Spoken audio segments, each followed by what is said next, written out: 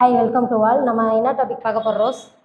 வெண்டைக்காய் சாப்பிட்றதுனால நம்ம உடலுக்கு என்ன நன்மைகள் நம்ம பார்க்க போறோம். வெண்டைக்காய் நீங்களாம் விழுன்னு சொல்லி இருக்குன்னு சொல்லிட்டு நீங்களாம் ஒதுக்கிடுவீங்க சாப்பிடாம. ஆமா. அதுல இப்ப நன்மைகளை சொல்றேன், நீங்களே எடுத்து சாப்பிடுவீங்க.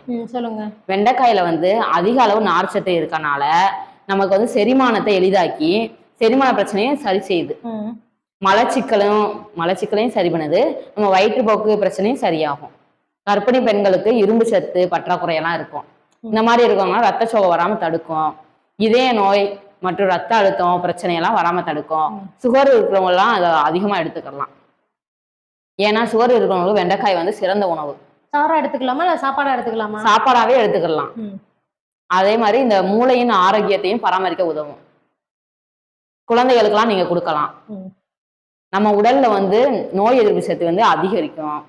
வெண்டைக்காய் குழம்புக்கு தான் யூஸ் பண்ணுவாங்க, பொரியலுக்கு யூஸ் பண்ணுவாங்க. அதுல எவ்வளவு இருக்குன்னு எனக்கு தெரியாது. நம்ம உடல்ல எதிர்ப்பு சக்தி அதிகமாகவும் இருக்கும்.